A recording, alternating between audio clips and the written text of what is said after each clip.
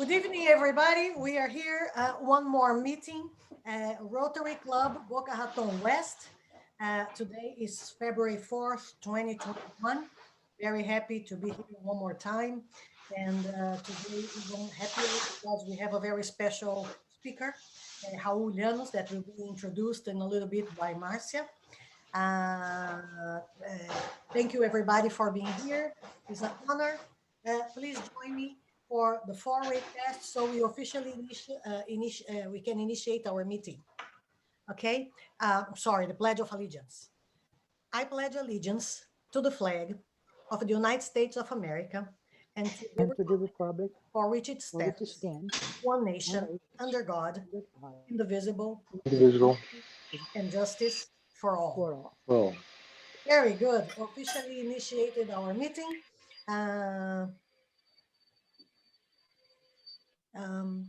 Very good. First of all, thank you for Raul. Like I said, the members of our Rotary Club, Boca Raton West. We have Fernando Ribas participating from Campinas, right? And we also have Mariette Rogers. Mariette Rogers, I believe is Lígia's guest, Raul's guest. Thank you very much. And very good. So any special information, anything special happened with you guys that you'd like to share in the beginning of this meeting here, guys?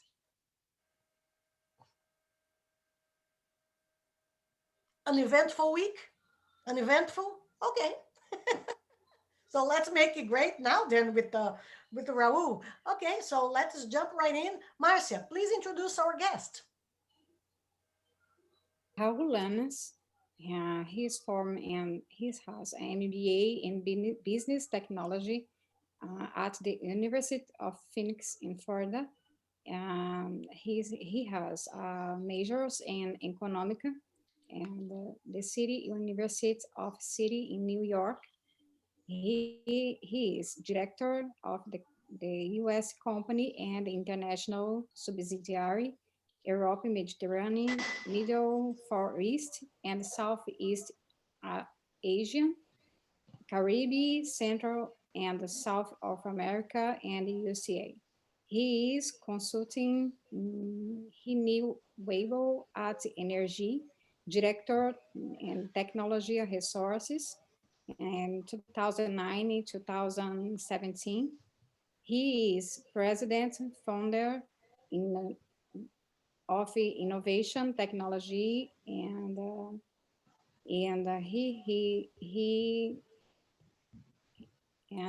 is of the group in 1999 at 2009.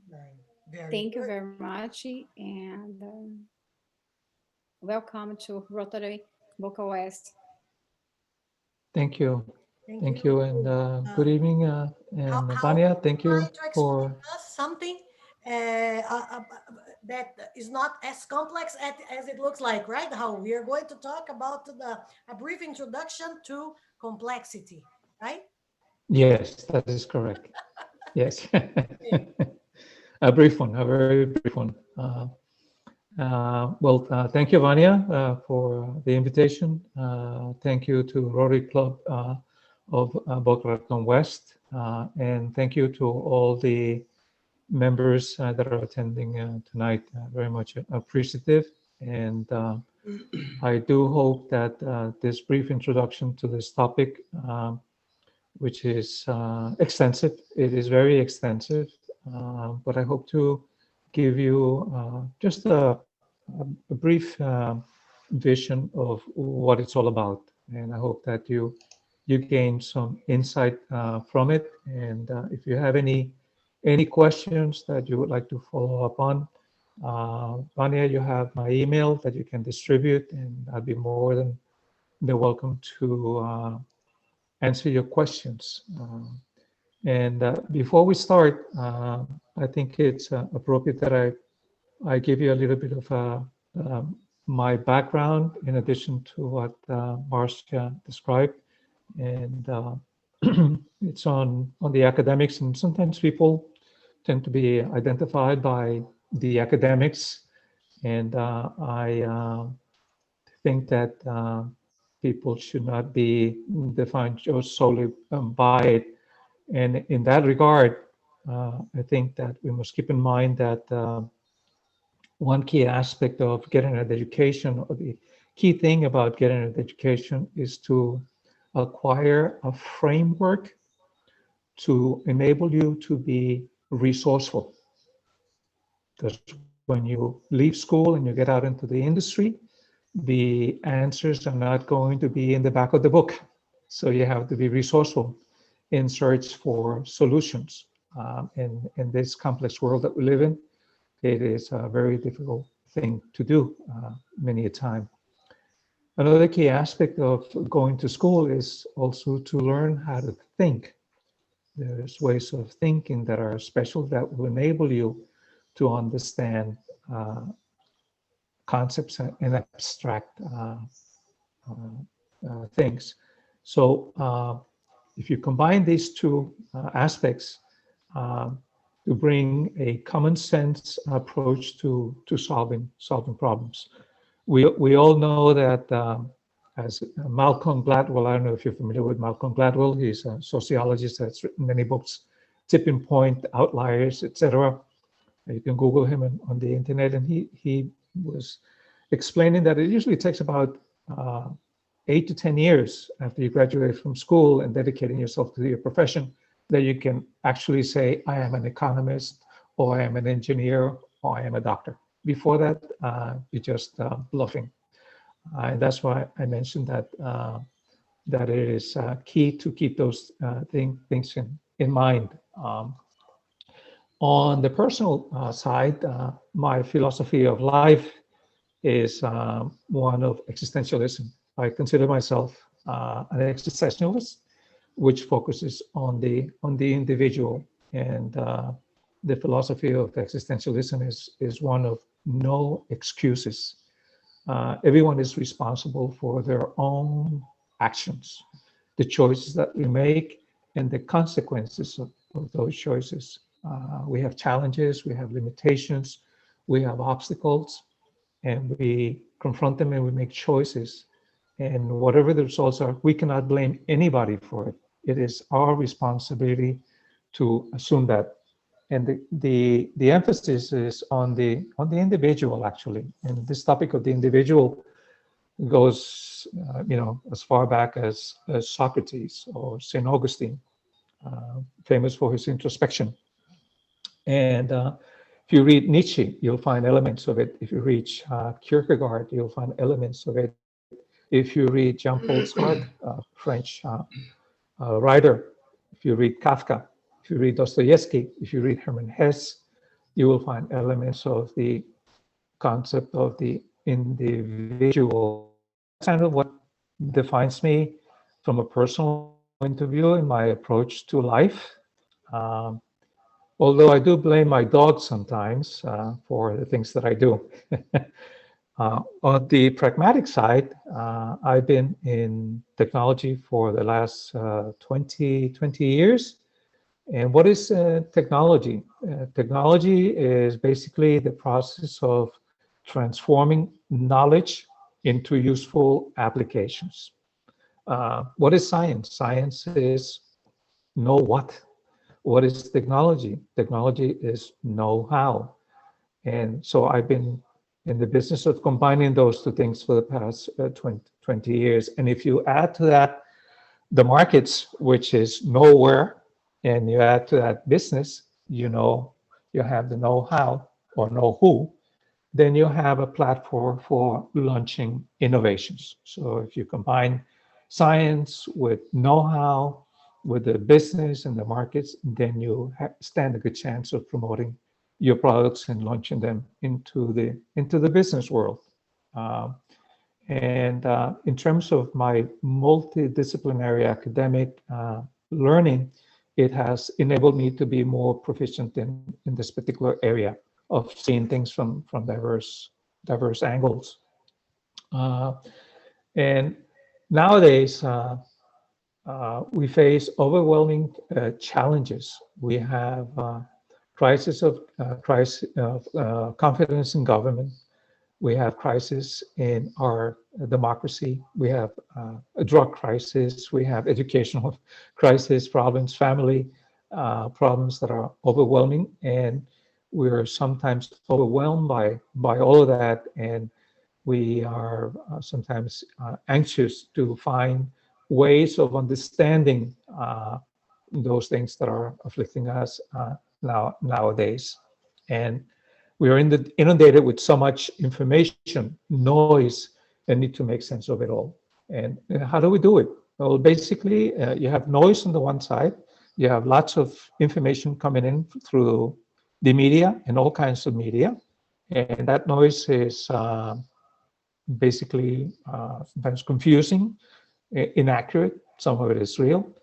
And we need to filter it and transform that information into knowledge.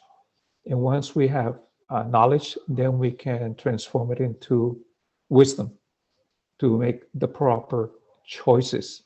That's sort of the process. And there's an author by the name of Erskine, and he wrote that one must be morally intelligent because our actions basically not only impact us, but impact all of the people that surround us.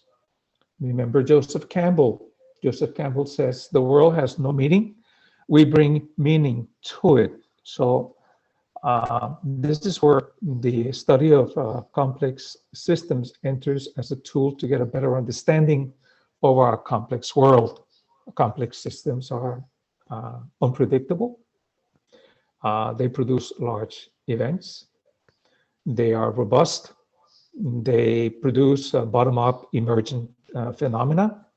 An example is consciousness. You have one neuron with no consciousness, but you take 1 trillion neurons, and all of a sudden you have an emergent phenomena of consciousness. You take a molecule of water, you take H hydrogen and oxygen. Those independent molecules have don't have the element of wetness, but if you combine them, then wetness comes up. That's what we call by bottom-up emergent phenomena of complex systems.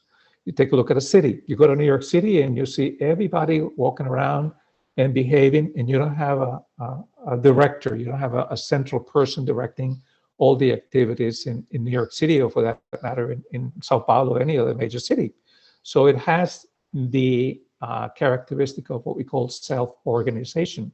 You look at fish schools, so you look at birds flying in V formations. They're self-organized. You don't have a bird saying, hey guys, let's get into a V formation. That's not happening. So that's part of what one of the characteristics of complex systems. Also, complex systems produce novelty. They produce things that are incredible.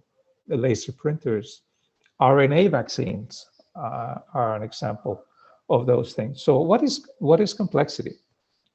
You hear it on TV and everywhere. They talk about financial markets being complex, international politics being complex, societal changes being complex, economies being complex. They're all mentioned as being complex. So is that really what complexity is? Yes. Basically what happens is that sometimes you have certain items being confused or conflated with complexity, such as your telephone, your computer, a car, a plane. They say it's complex, but it is not complex because it doesn't meet the criteria for what a complex system is basically all about. And there are key elements that define complexity.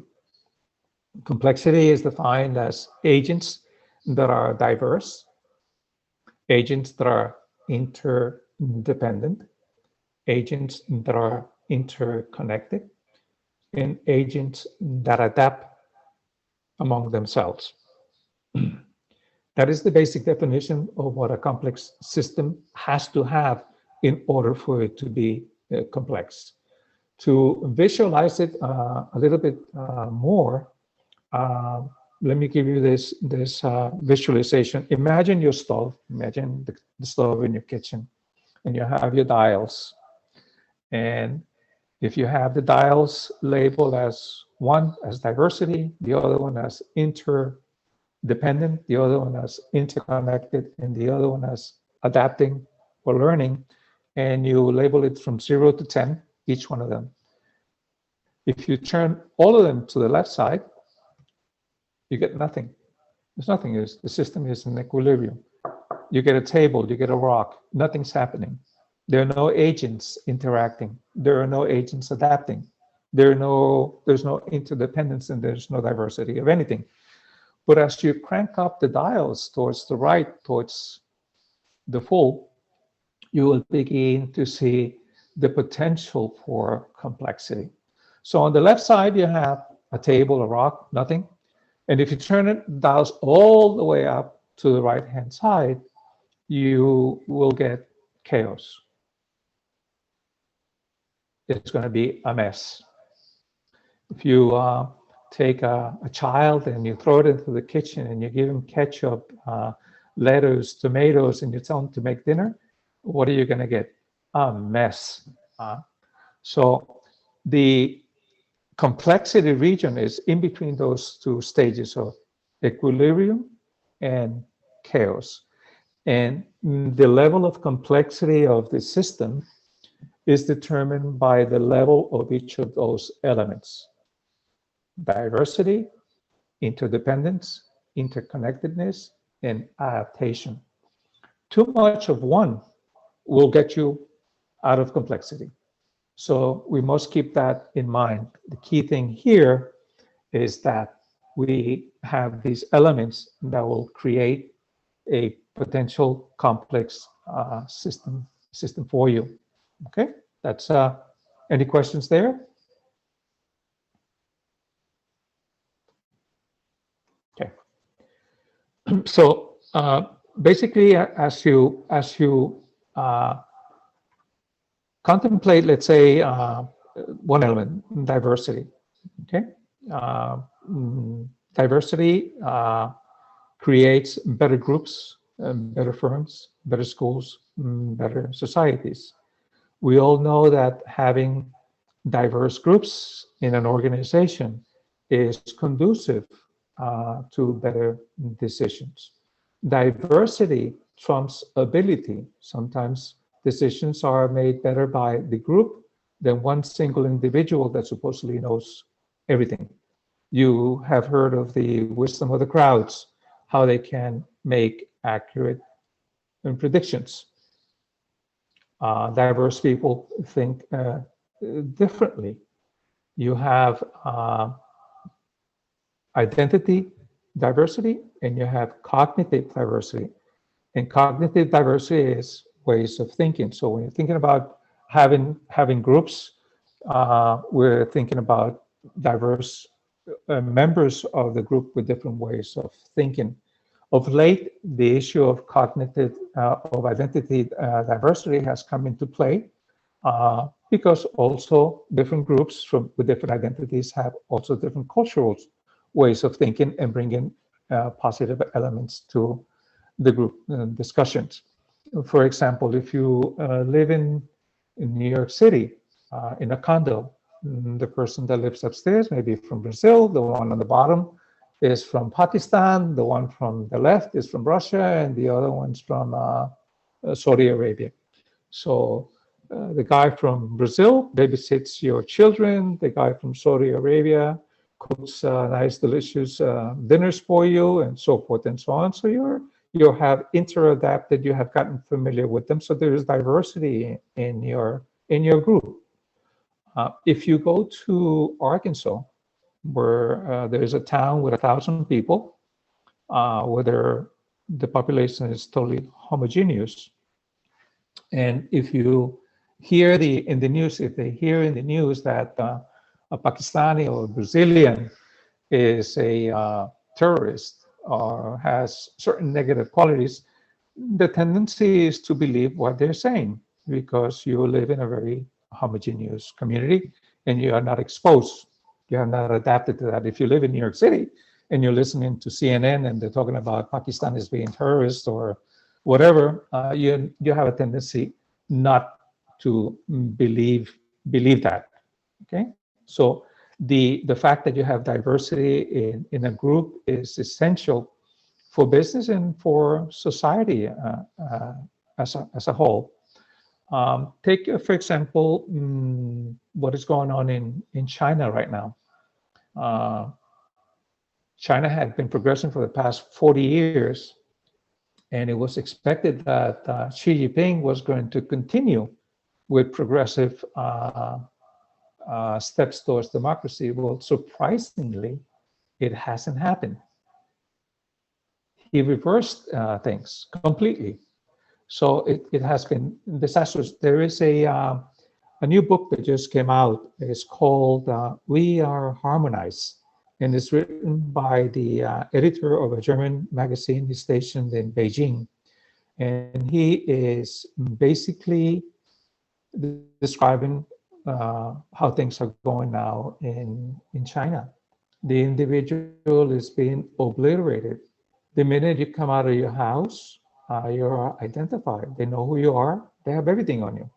Matter of fact, if you step outside and you cross the street on a red light, you get points deducted. They assign points to you yearly. You get points deducted.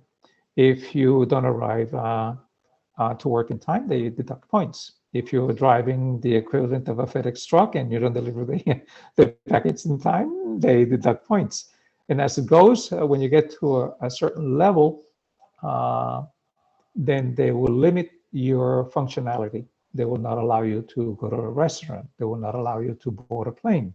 They will not allow you to board a bus. So they're limiting you. But most importantly, they're limiting people's ability to think. They're being directed from a central location. And that is detrimental. And we're talking about diversity here. You go to China, you will see that there is no, well, before, if you went there, you probably observed that there was not too much diversity as compared to the Western world, as compared to India. And that was detrimental. It's even more detrimental now. And you read in the newspapers that China is going to be ahead of the United States in 2028 or 2030. Matter of fact, because of COVID, they're saying that's going to be faster. Then you ask yourself, is that really true? I mean, is that really something that is of value? Of course not, because they are going downhill from this limitations of people in making decisions. They are actually taking people and blocking them from being individuals. That's why I wanted to mention at the beginning the concept of individualism, making choices, the ability to make choices, and the ability to have freedom of thought. That is not happening. So when you read the newspaper and people are trying to evaluate business decisions, and they're comparing China with the rest of the world, these are things that are key and that will guide you into different elements that are happening. And that is one of the benefits of complex systems. So another example of complex systems is the impact of evaluating democracy, for example. Democracies, The Economist just recently came out with a statistic that said about 80 countries have shown a decline in democracy, including the United States. It's in the decline. So when you look at that, then if you analyze it from a complex systems point of view, there are elements in a democracy, elements of randomness, consensual norms, diversity, all of that adversely impact democracies. And in doing an evaluation of those components of complexity, then you can come up with better policies for improving democracies. Okay. Another aspect of the study of complex systems is that of landscapes in problem solving. Diversity, remember we were talking about diversity, that dial of diversity. How much you turn that dial on will give you different terrains of your problems. Remember that how you look at a problem will determine how difficult it is. A lot of the major discoveries that have been made because the individuals were able to take very rugged landscapes and turn them into very simple landscapes and find a solution to it. And depending on the type of landscape that you're operating on will determine how you're going to apply your resources. For example, developing the atom bomb was not a complex problem. Developing the atom bomb, developing the vaccine is not a complex problem. These are problems that operate in what we call a rugged landscape, not a moving landscape. And the determination of what type of landscape you're operating on will determine how you're going to apply the solution and the resources to it. For example, when they were developing the atom bomb, they dedicated all their resources at Los Alamos. They took all the scientists and said, go to Los Alamos and develop the atom bomb.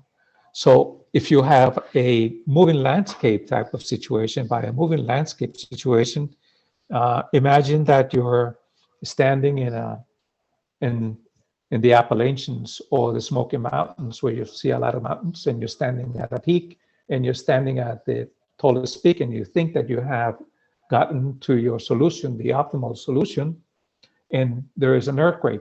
So that mountain collapses, and it turns out that the mountain that was next to you now has the optimal solution to it. That's what we call a moving landscape in complex systems. And it's going to turn things around. It's going to make it very difficult for you to apply a solution for it. So cancer, the bomb, the vaccine are not complex problems. They operate in rugged landscapes, and their solutions can be readily applied, as we've seen with the vaccine. And cancer is also a soluble problem if we look at it from that point of view. So those are some of the examples of what a complex system, what it can do for you. And if you have the topic is very extensive. It goes beyond, because as I mentioned before, each event in every one of these aspects of complex systems, diversity, interconnectedness, adaptation, and interconnectedness, depending on how you turn the dial, will determine what kind of a landscape you have, what kind of a complex system you have, and it will determine many things. And each one by itself is very extensive. So that, in a nutshell, is just a very brief description of complex systems. If there are any questions, I'd be more than glad to take them now. Yeah, I was going to mention this, that diversity, from my point of view, also could be cause just the opposite, because when you have a bunch of different cultures, living together like in the same building, it also could be just the opposite. The only way is why it does. I mean, what do we have to do to avoid confrontation in terms of a culture? That is correct, and that's why I said that, for example, when we were talking about interrelatedness, if you turn the dial midway, you get the potential for complex systems. If you turn it all the way down, all the way up, then you get a mess. The same thing with diversity. If you increase the dial towards the 100% mark, you will get a robust system like the internet. But if you increase diversity beyond a certain point, then, as you say, it's detrimental. It will cause problems. fascinating. It's really fascinating, this observation. And you got the attention about China. We had a conversation recently about this here in the family. And they're talking about these points and things, the way they control the population. And comparing this to what we usually say to the kids over here when they start complaining about this and that, and then we say, "Oh, you should live in Brazil," like, because my grandkids is like, "Oh, I wish I had, let's say, I don't know, ice cream, my ice cream," and then we start bringing them to reality, because their reality is completely different than what we have. And this is probably caused because we also, in a certain way, we also are limited to our culture. Not like a China, but we also have like a bubble for the things that we know and take it for granted. Don't you think so? Yes, that is correct. And cultures are what we call emergent phenomena. Cultures develop, and cultures develop according to the diversity of the population that you have in your country. And that is correct.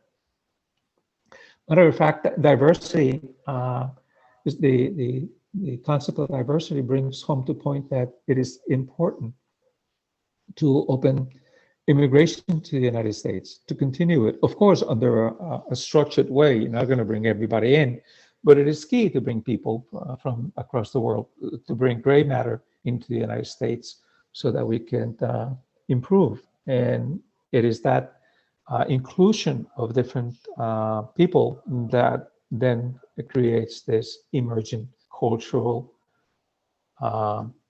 development. Well, you can just imagine what we were back in the 1960s as compared to what we are now in terms of culture, and how culture has changed in the United States. And that is correct.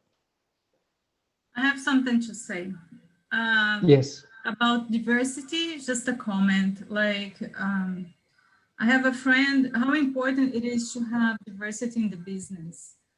When I was in Houston doing my master's degree, I met some lawyers, and they were like Brazilian lawyers working for big companies here in the United States, and how important it was that they were in the company, because they made the connection from an American with Brazilian.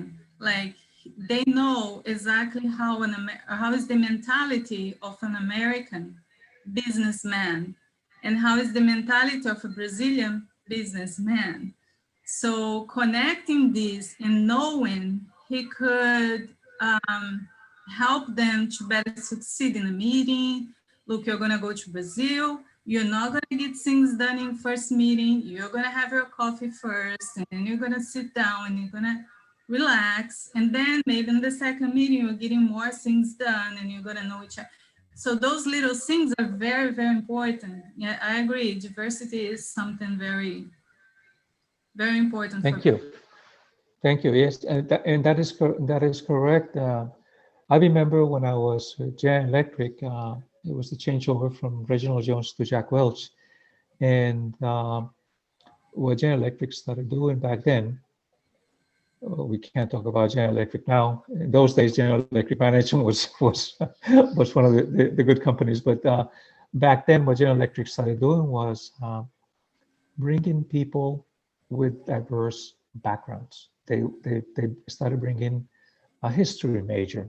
They started bringing a psychology major into the finance department.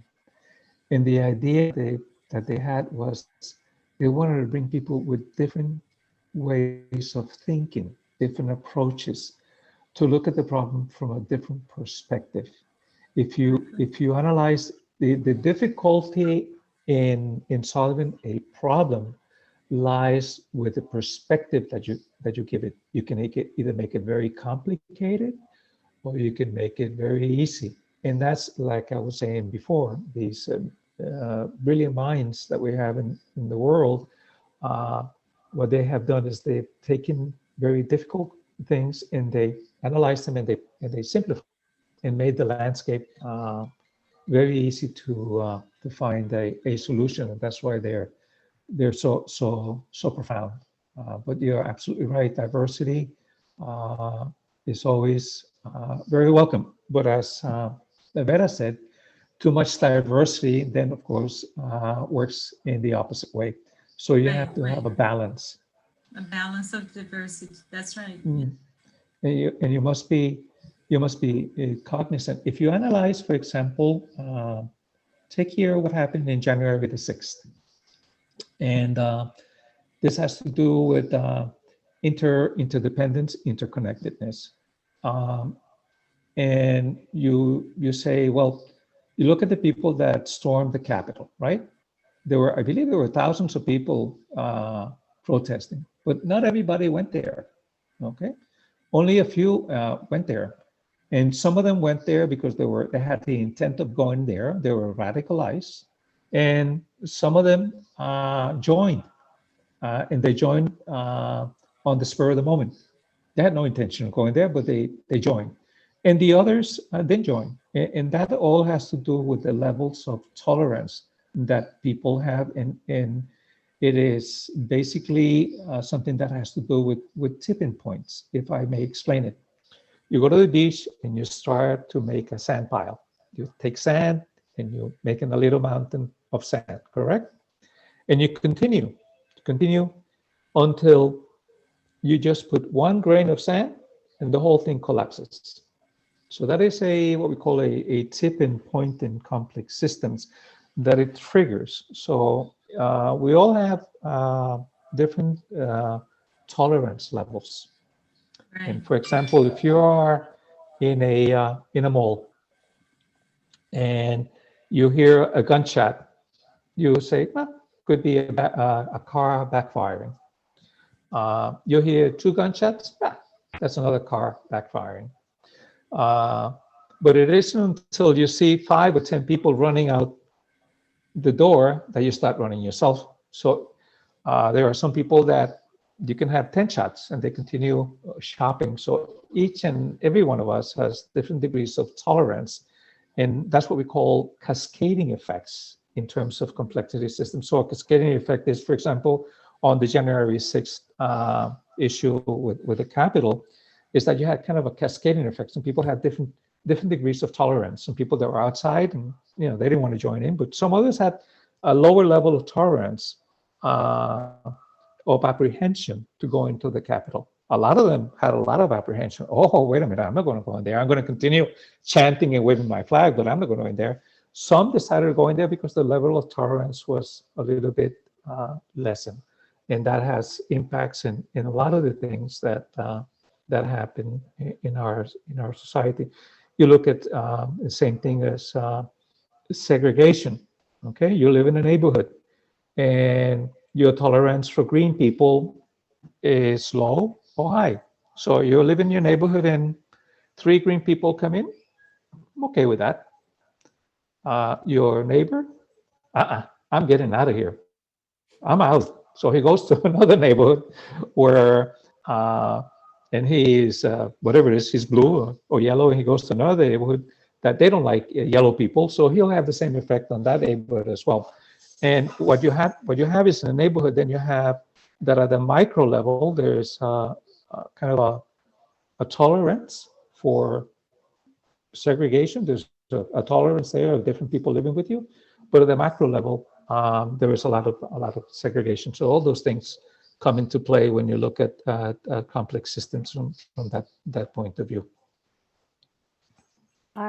I would say there is only one point where diversity bothers me. For instance, when I am socializing, let's say I publish a joke, and a bunch of people come and say, ha, like, and so on, right?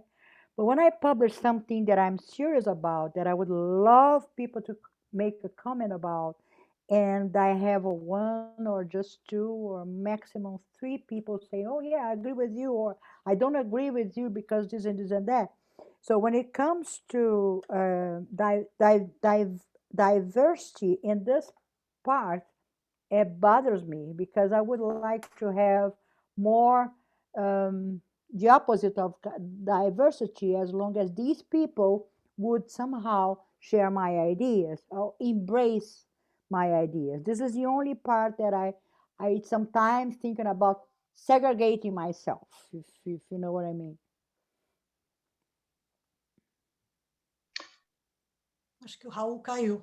Sorry, may I add a comment on that? Yes, go ahead, Rafael. I cannot see Raul. Hi, sorry, I'm Yes.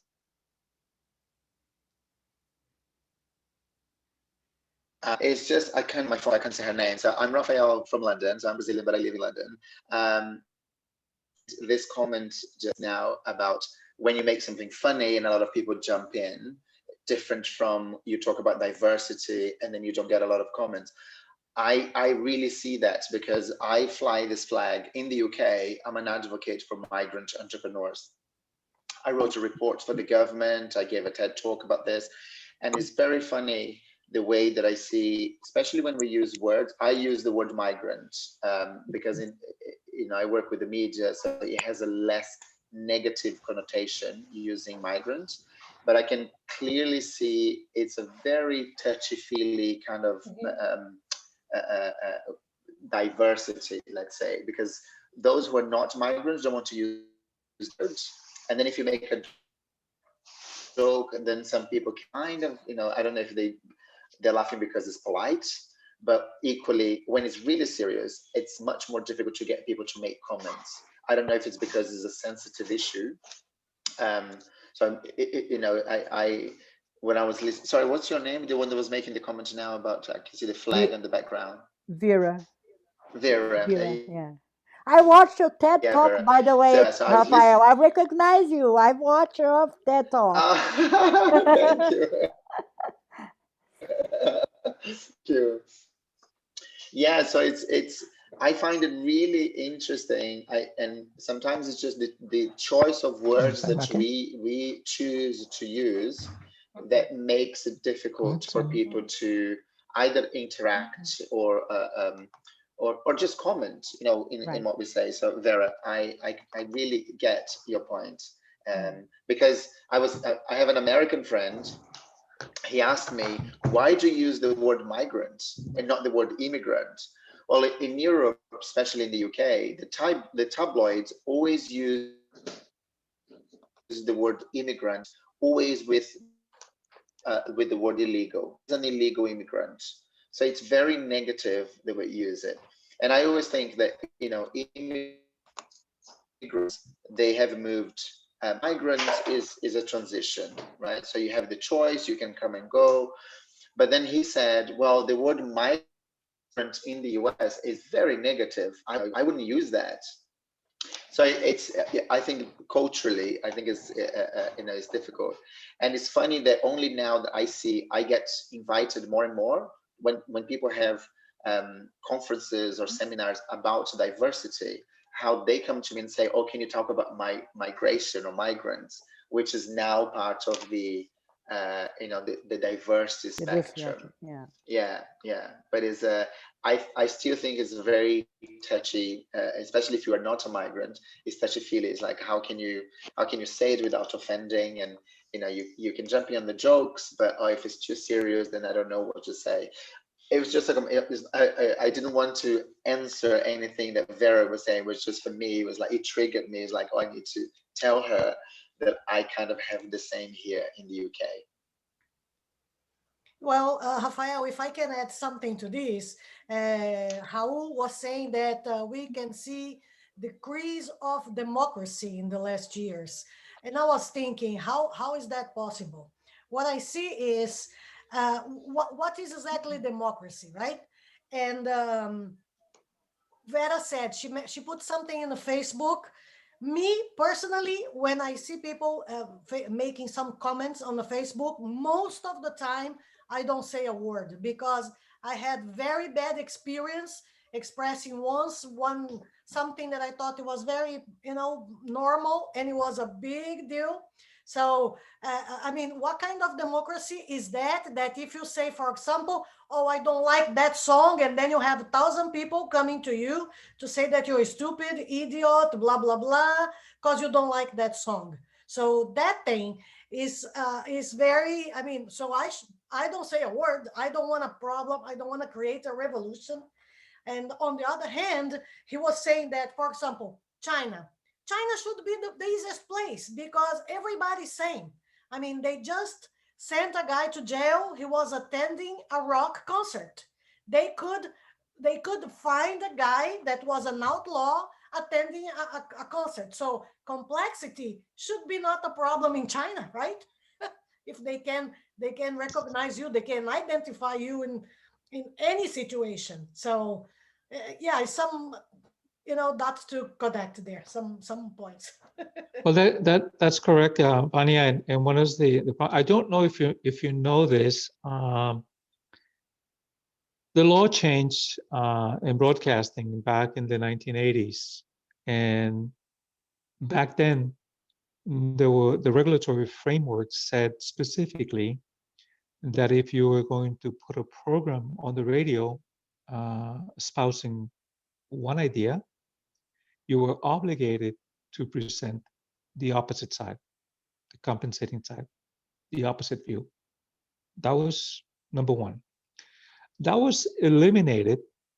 And what happens is, for example, the rise of the right-wing, extreme right-wing mentality was because they eliminated that regulatory framework. And what you saw on the fringes of the United States, where there is not much diversity, you have no interaction with people to get a different idea. They eliminated that requirement. That law was eliminated, and as such, then the only thing that you can present is basically one point of view, and that is detrimental. And we were talking about examining the decline of democracy. When you examine the elements that can affect it, maybe re-implementing those regulatory frameworks can contribute towards reducing those tensions. For example, which something that is that I have found it very disturbing, and that of course these are Facebook and Twitter and Instagram are private entities, but it so happens then that this dialogue that we're having is in the hands of one person, Mark Zuckerberg. Okay, he is not regulated, and it took the extreme to have him then cancel out a bunch of people for what they were saying, because they came to the conclusion that what they were saying was very dangerous to our society. But why should this be? I think that to a certain degree, not to censor freedom of speech, but these are the things that should be looked at by our governments and come up with a regulatory framework that says, hey, excuse me. Here's another thing. Come election time on TV, it is amazing. It is beyond imagination. So you have one candidate saying that this one's corrupt, and you have another one saying that the other one's the devil. Hello, there has to be a regulatory framework to eliminate that. Before, I remember that it was people, the medicine would say, oh, my Tylenol is better than this one, and aspirin is the worst. Well, they were obligated to stop doing that, and only to present it as such if they had evidence for it. The same thing on these commercials, okay? Even if you have a company and you would say that my company is the #1 in the market, you had to prove it. There has to be consequences for that. I've seen, for example, during these election times, I have seen networks and I have seen candidates from both sides where the host is interviewing the candidate, and the host should have come down on him very hard. And it is evident that they not come down on the candidate very hard because they were going to lose program him. The candidate was not going to return to that channel for an interview, and they would lose revenue. So all these things are very disturbing, and there is, I mean, there is always the how do you call it, the apprehension of too much regulation, correct? But on the other hand, you just can't let it slide. So it's kind of the in-between that we were talking about complexity.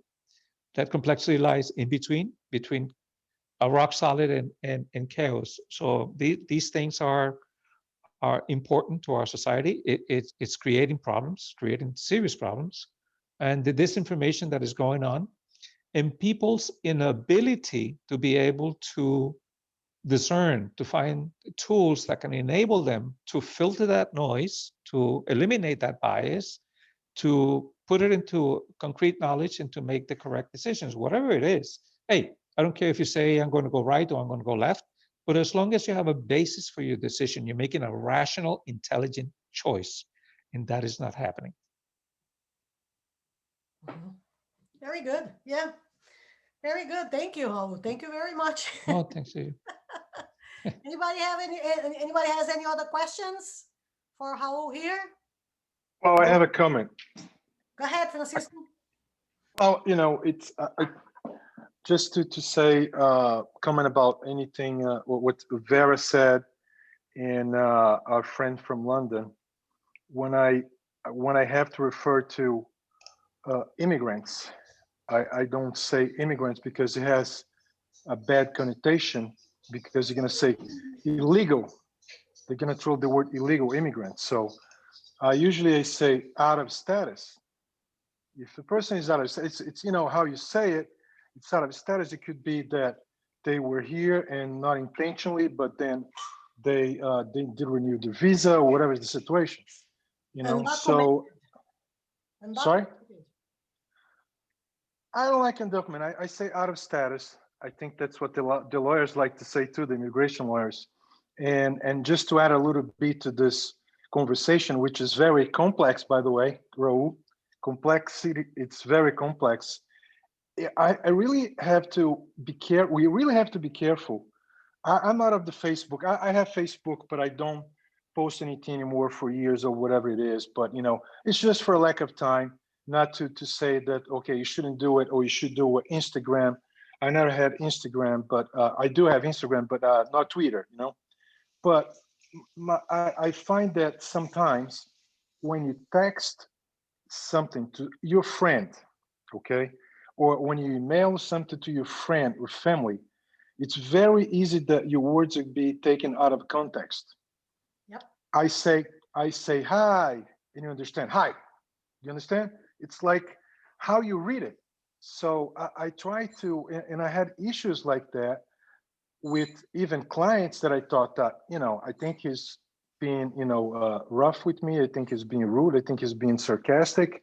And then all of a sudden you get your hands on the phone and then you talk to the person, and it has nothing to do with, you know, you were thinking and you're just reading that way. So I would say that it's very, because everything today is so fast, the speed. One thing, the complexity is to, you know, like we have 24-hour, you know, TV, and whatever you are, people are reaching to their phones and they're seeing something that just happened.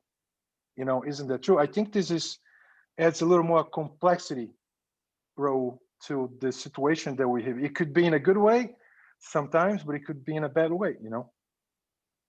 That is correct. And to the comments about the semantics of the migrant or immigrant, I always wondered why when people came here and got their residence, the card says resident alien. That's true. I want this one. I mean, excuse me. So what are they, from Mars or what? Yeah, they still an alien no matter what, right? Exactly right. even if they reside here. That's right. Yes. Yeah, complicated, complex. Yes, very much. Yeah. Okay, so anybody else? Oh, sorry. Okay. Well, thank you very much for the information, Raul. This is a very, to say the least, complex subject. We could go like for hours and probably get a couple salgadinhos brasileiros and, you know, a couple, beers and go on for on and on and on. It's very interesting. And you, thank you very much for what you do and giving us all that information. It gives us something to think about it. Yes, I thank you. This is wonderful. I am glad that you have enjoyed this conversation and would like to continue it. And as I said, if you have any questions, specific questions, I can send you reference material, pragmatic material. If you look, as I said, if you look at if you do Google and you Google complexity, you'll go to sleep. I mean, I don't even understand what they're saying. Let me tell you. But there are good readings that can be very, very pragmatic, and that could assist you in at least in being a tool that when you start thinking about these problems, Vera, like you mentioned, Vania, Luciana, that it can guide you as to what course of action needs to be taken, and we must all work together in being more intelligent. It is our obligation to be intelligent so that we can make our country, our society better for the future generations. So yeah, one of the difficult things I believe for the generation is to solve problems in this complex world. A world that we live. Everything is getting so so mixed, so different opinions, so different. It's like a point of view because it's too much change and too much information, and this too much information sometimes don't give people time to digest, and people are taking.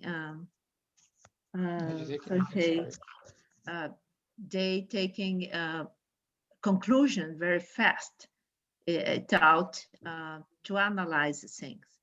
I think we should be in a time where we analyze things and try to get all point of views, and so and then we see this in organization, people taking conclusions with just one side of the problem. When you look at the problem in different point of views, then you take it, then your solution is more appropriate, because when you talk about complexity, diversity, the solutions are also in the same level. You cannot say that today that this is the solution for for things like A, B, C, D, and I see that what is solutions for you if I apply the same rules maybe cannot be the solutions for Vera or for Francisco or for Lígia, because the complexity, the diversity that are involved, the things that are involved changes the way we have to deal with. So I don't know if you understood what I want to say, that it's not just to my point of view, it's not just the complexity and diversity in all this mixing and also involves solutions. And one of the biggest, I think today, challenges we have is solutions. How to apply solutions in the world of diversity and complexity, and try to be, to get this middle point where you can have satisfied sites, and that's the most difficult thing in all the environment, family environment, relationship environment, business environment, and this is getting more and more complex every day. That is correct, Angelica, and the consensus from the study of complexity is that all you can do is harness it. Harness the. Okay, sorry, I got my phone here. Bear with me for a second. I was out of here. So let me Switch.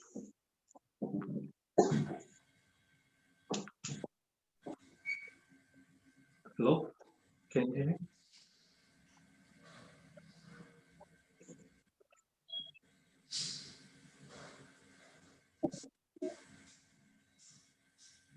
You are on Oi, mute. Raul, tá mudo. Mute.